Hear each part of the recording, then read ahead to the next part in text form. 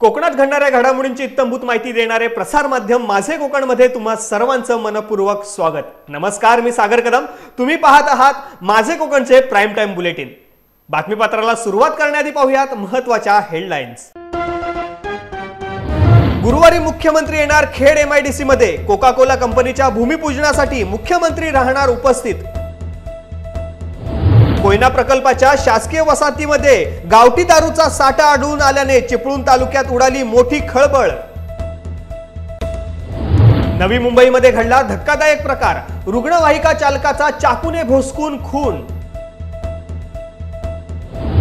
आणि चक्क बियरच्या टीनमध्ये अडकले सापाचे तोंड। कणकवलीमध्ये सापाची सगळीकडेच मोठी चर्चा। आता पाहूया सविस्तर वृत्त। आंतरराष्ट्रीय कोका कोला कंपनीच्या भूमिपूजनासाठी रत्नागिरी जिल्ह्यातल्या खेड तालुक्यामध्ये असणाऱ्या लोटे MIDC मध्ये उद्या मुख्यमंत्री कोका कोला कंपनीचे भूमिपूजन अजगणी या ठिकाणी होणार आहे। यावेळी उद्योगमंत्री तसेच रत्नागिरी जिल्ह्याचे पालकमंत्री उदय सामंत हे देखील उपस्थित राहणार आहेत। 1500 कोटी रुपयांचा हा संभाव्य कोका कोला कंपनीचा प्रकल्प खेडमधील लोटे MIDC मध्ये साकारणार असून हजारो भूमिपुत्रांना रोजगार देखील उपलब्ध होणार आहेत। स्थानिक पातळीवर देखील या प्रकल्पाचे स्वागत करण्यात आले आहे। मोठी कंपनी ते जागतिक लेवलचा एक प्रकल्प आपल्या ह्या ॲडिशनल लोटे MIDC मध्ये येऊ घातलेला आहे आणि खरोखरच ह्या परिसरामध्ये 4 गावाची जमीन या डेकोरेशनमध्ये MIDC मध्ये गेलेली असून सदर्व 30 वर्ष लोक आतुरतेने वाट बघत होते की कुठला तरी प्रकल्प येईल आणि इथं रोजंदारीचा एक साधन उभं राहील आणि इथल्या स्थानिकांना रोजंदारी मिळेल। खरोखरच आम्ही भाग्यवान की आपल्या तालुक्याला जिल्ह्याला पालकमंत्री उदयजी सामंत यांच्यासारखे उद्योगमंत्री या जिल्ह्याला लाभले आणि त्यांच्या माध्यमातून या इथल्या विकास कामाला जी इतकी गतिमान पकडलेला आहे की खरोखरच इथल्या स्थानिकांना इथं नक्कीच रोजंदारी मिळेल आणि जे त्यांनी काम हाती घेतले ते काम अडचण असून सुद्धा त्याला त्यांनी मार्ग काढला आणि इथं जेणेकरून तिथल्या स्थानिकांना काम देण्याचं त्यांनी काम केलेलं आहे। कोकणातील किंवा इथल्या विभागातील लोक जे आहेत खेड तालुक्यात सगळे आनंदी, कारण की या विभागात सुशिक्षित रोजगार आहेत त्यांच्यासाठी ही सुवर्ण संधी आहे। त्याचबरोबर ग्रामीण भागातली लोक आहेत त्यांच्या हाताला कामधंदा मिळेल, रोजगार मिळेल, याच्यासाठी लोक आनंदी आहेत। पालकमंत्री साहेब उदयजी सामंत साहेब यांच्या अथक प्रयत्नांनी ही कंपनी आज लोटे MIDC इथे येत आहे आणि त्याचा आम्हाला सगळ्यांना आनंद आहे। सगळे ग्रामस्थ याच्यासाठी स्वागतासाठी मुख्यमंत्र्यांच्या स्वागतासाठी तयार राहणार आहे आणि त्यामुळे लोकांचं वातावरण अतिशय चांगलं आहे आणि बऱ्यापैकी लोक भरपूर सगळीकडनं येणार आहेत। अफाट गर्दी होती। चिपळूणमधून एक धक्कादायक बातमी हाती येते। चिपळूण तालुक्यातील आलोर येथे असलेल्या कोयना प्रकल्पाच्या शासकीय वसाहतीमध्ये गावठी दारूचा साठा आढळून आल्याने मोठी खळबळ उडाली आहे। शासकीय वसतिगृह पूर्णपणे बंद असल्याचा फायदा घेत अज्ञात इसमांनी या ठिकाणी मोठ्या प्रमाणात गावठी दारू जमा केली होती। ग्रामस्थांच्या म्हणण्यानुसार या ठिकाणी दारूची विक्री देखील होत असल्याचे सांगितले जात आहे। गेले कित्येक दिवस हा प्रकार सुरू असल्याचं जागरूक ग्रामस्थांच्या लक्षात आल्यानंतर त्यांनी तात्काळ स्थानिक पोलीस स्टेशनला त्यांची खबर दिली। ग्रामस्थांच्या तक्रारीची नोंद घेत आलोरे शिरगाव पोलिसांनी तात्काळ पाहणी करत या ठिकाणी असलेला गावठी दारूचा साठा उद्ध्वस्त केला आहे। हा गावठी दारूचा साठा नेमका कोणाचा आहे याचा तपास शिरगाव पोलीस करत आहेत। याच वसाहतीमध्ये काही महिन्यांपूर्वी लाखो रुपयांची खैऱ्याची तोड झाल्याचा प्रकार देखील उघड झाला होता। त्यामुळे शासकीय जागांचा चुकीच्या पद्धतीने होणारा वापर चिंतेचा विषय ठरत आहे। राष्ट्रवादीचे सर्वेसर्वा आणि देशाचे माजी कृषी मंत्री शरद पवार साहेब यांच्या वाढदिवसानिमित्त दापोली विधानसभा क्षेत्राच्या वतीने 10 डिसेंबर रोजी खेड तालुक्यामध्ये राज्यस्तरीय कोकण केसरी बैलगाडा स्पर्धेचे आयोजन करण्यात आले आहे। याचा आढावा घेतला आहे आमचे प्रतिनिधी बाळू सनगरे यांनी। नमस्कार। तर आज आपण आहोत खेड तालुक्यामध्ये आणि तुम्ही मागच्या बाजूला बघू शकता या ठिकाणी मैदान बनवण्याचं काम सुरू आहे। खरं तर हे मैदान एका राज्यस्तरीय स्पर्धेची तयारी या ठिकाणी सुरू आहे। ही स्पर्धा आहे बैलगाडा स्पर्धा।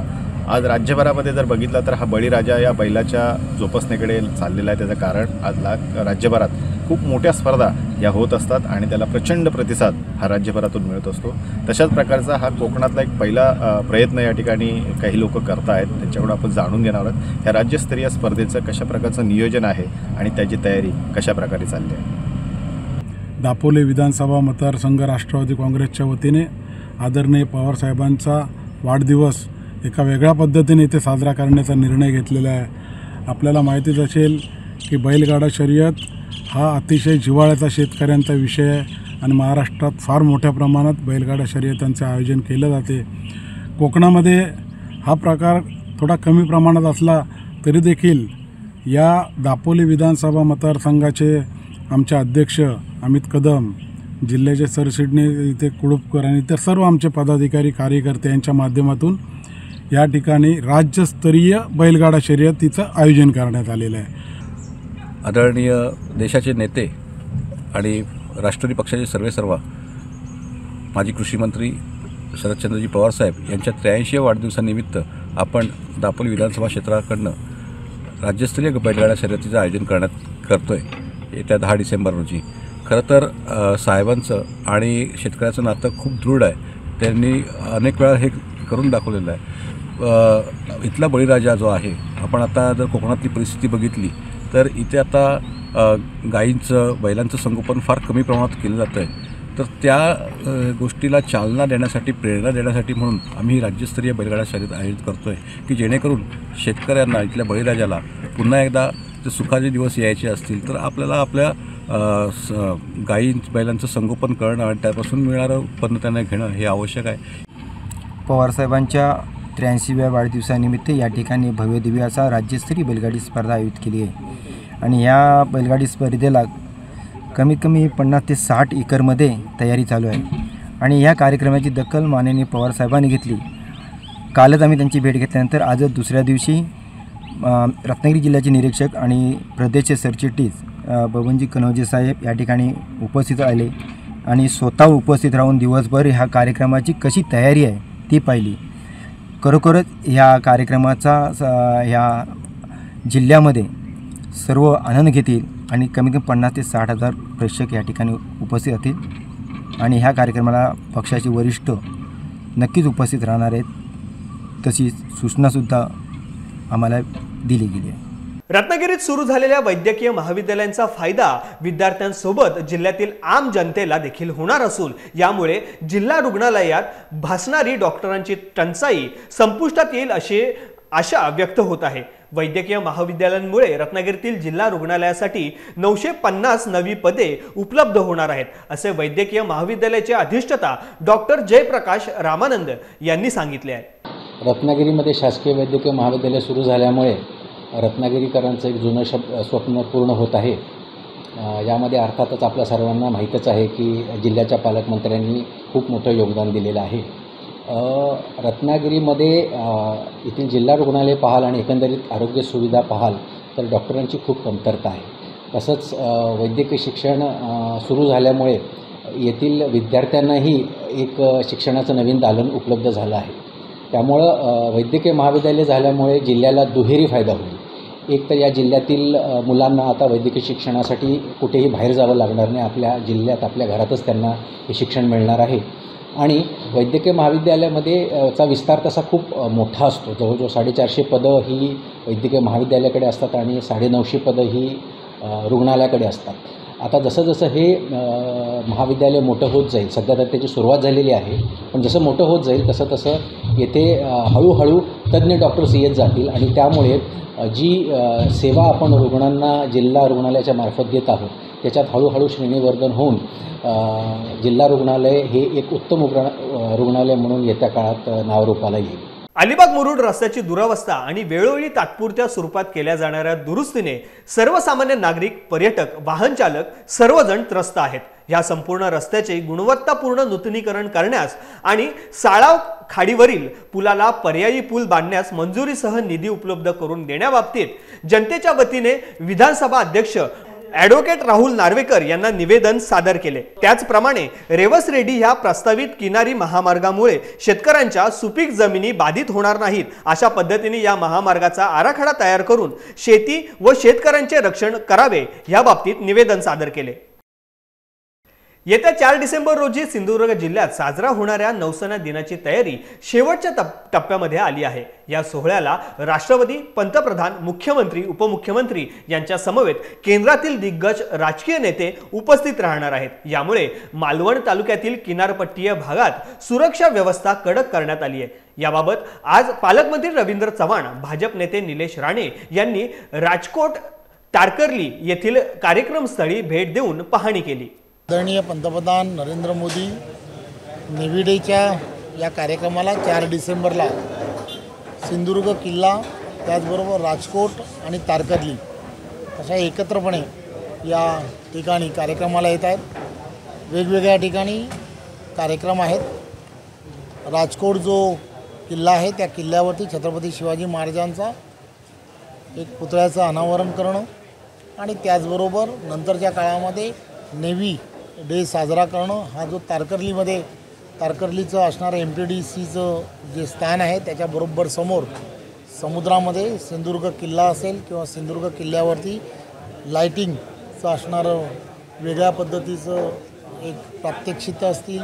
या सगळ्या गोष्टी सिंधुदुर्गवासी असतील आणि अनेक मंडळी यांच्यासमोर करण्याचं नेव्हीने आणि शासनाच्या माध्यमातून योजलेलं आहे आणि त्या कार्यक्रमाची तयारी ही अत्यंत चांगल्या प्रकारे झाली पाहिजे। या दृष्टिकोनातून संपूर्ण प्रशासनातील अधिकारी मग सगळ्यांनी मिळून हा कार्यक्रम यशस्वी होण्याच्या दृष्टिकोनातून काय काय नियोजन करावं लागेल।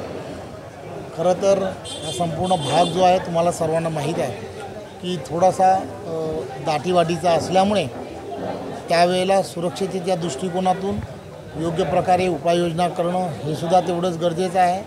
दांडी असेल किंवा तारकर्लीला तिकडचा जो भाग आहे त्या ठिकाणी तशी व्यवस्था जी आहे व्यवस्था करण्याचं काम केलं। सुरुवातीलाच एक धक्कादायक बातमी हाती येते। नवी मुंबईतील DY पाटील रुग्णालयाच्या गेटवर काल रात्री 8:15च्या सुमारास 3 अनोळखी इसमांनी एका रुग्णवाहिका चालकाचा चाकूने भुसकून खून केल्याची धक्कादायक घटना घडली आहे।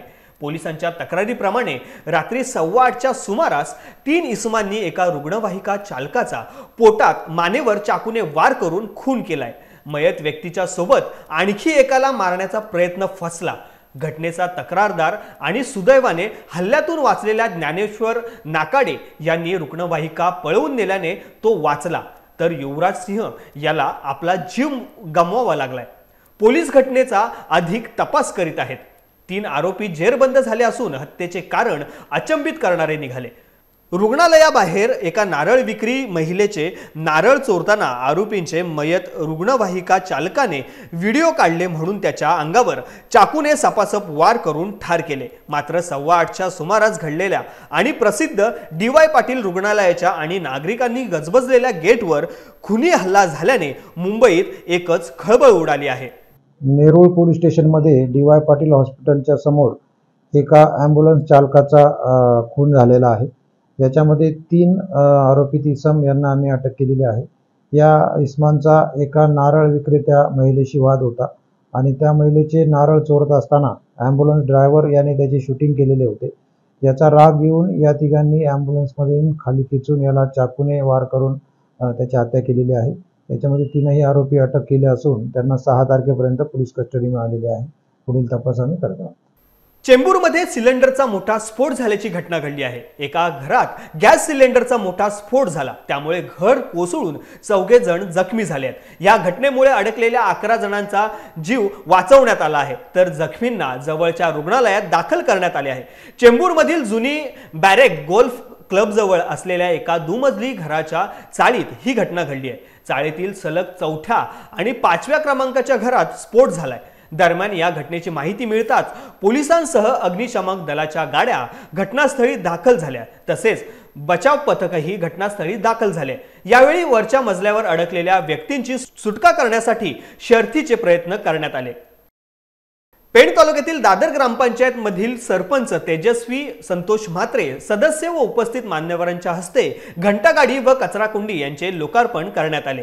दादर गावामध्ये साठलेल्या कचऱ्यामुळे रोगराई होत असून नागरिकांच्या जीवितास धोका निर्माण होत असल्याने 15व्या वित्त आयोगातून ही घंटागाडी व कचराकुंड्या लोकार्पण करून दादर गावात स्वच्छता कशी राखली जाईल यासाठी या घंटागाडीचा वापर करण्यात येणार असल्याचे संदीप गावंड यांनी माध्यमांशी बोलताना सांगितले।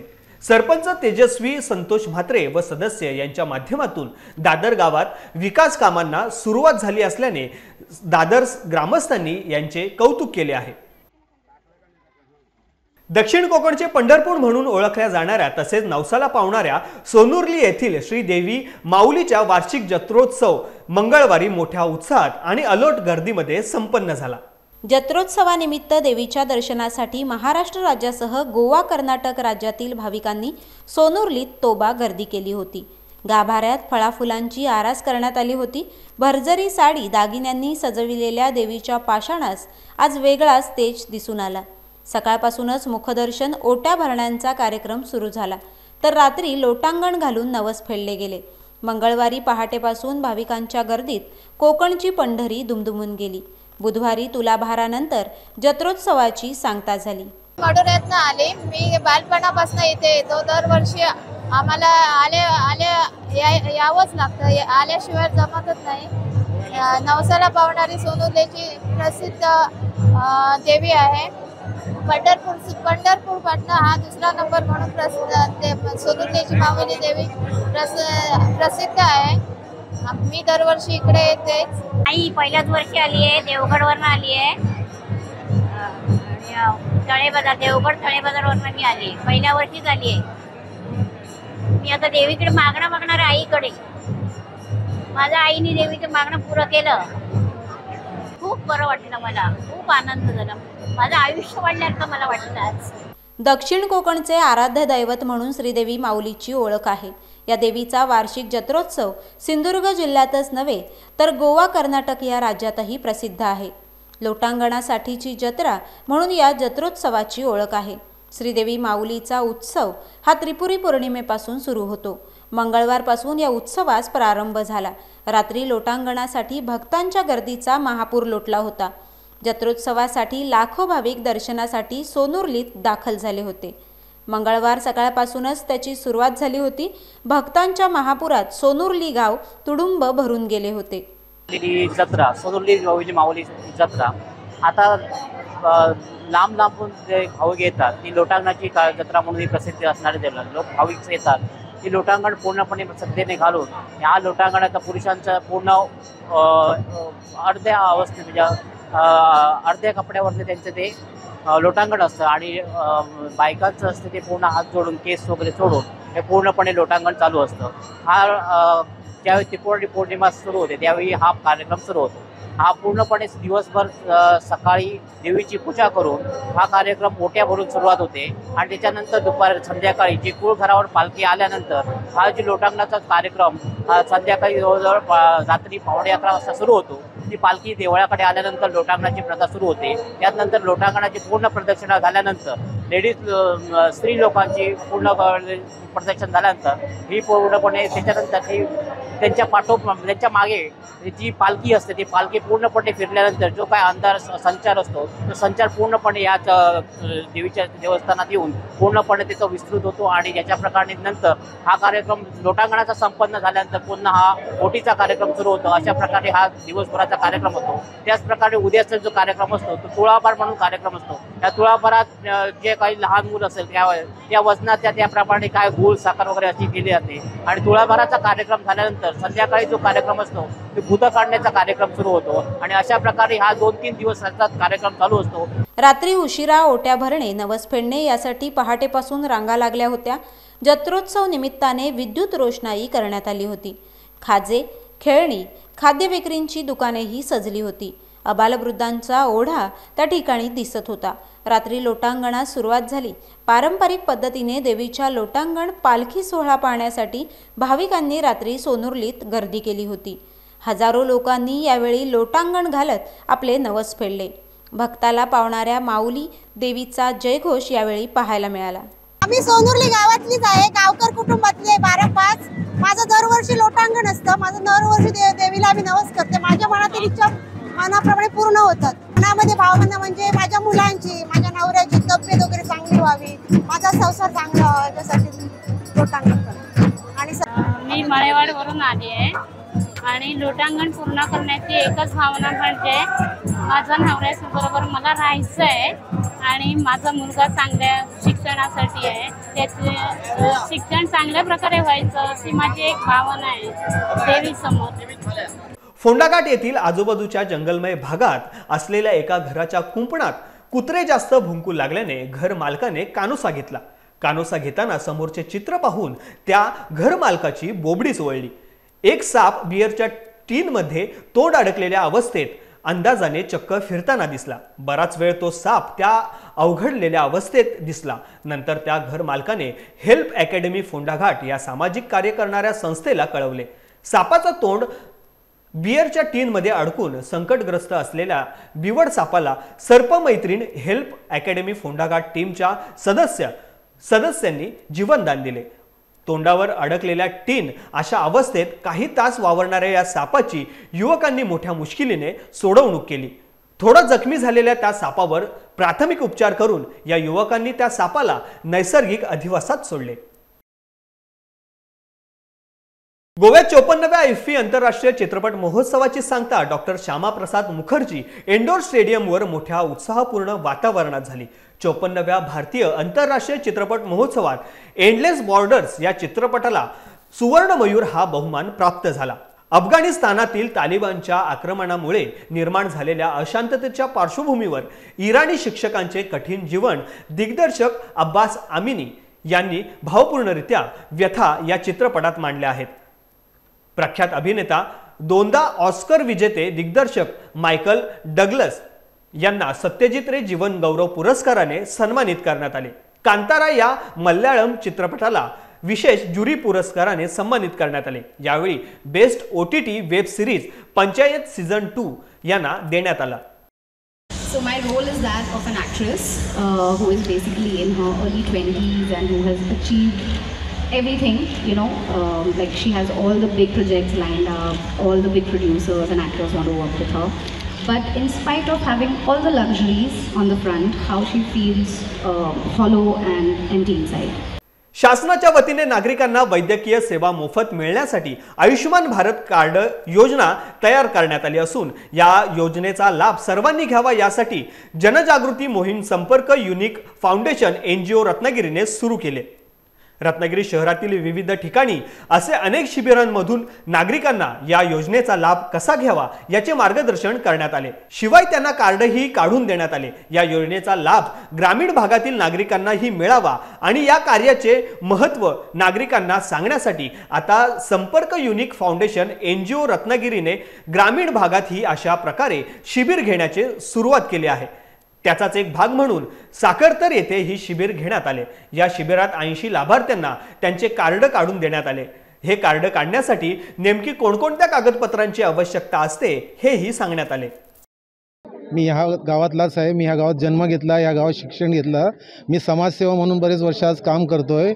तर आज ही जे आहे आपले युनिक फाउंडेशनतर्फे मी त्यांच्या सहकार्याने आमच्या गावामध्ये माझे आई बहिणी, माझे वृद्ध भाऊ, माझे काका मामा ह्यांच्यासाठी मी हे कॅम्प घेतला आहे. कारण की त्यांचा त्रास कमी करण्यासाठी मी कॅम्प घेतला आहे. ह्यांना बिचाऱ्यांना रत्नागिरीमध्ये जाऊन विविध अडचणीचा सामना करून रत्नागिरीपर्यंत जाऊन हे कार्ड वगैरे काढावं लागतात. ती अडचण दूर करण्यासाठी मी हायस्कूलमध्ये एक कॅम्प घेतला आहे आणि आज बराचसा मला प्रतिसाद भेटत आहे.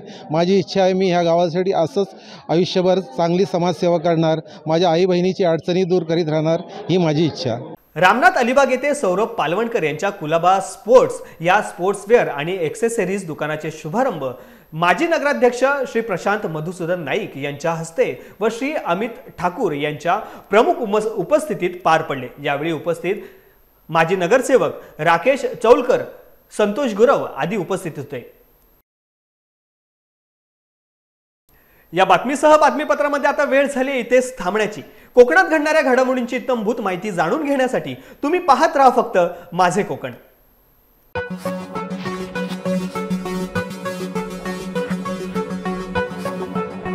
आहे.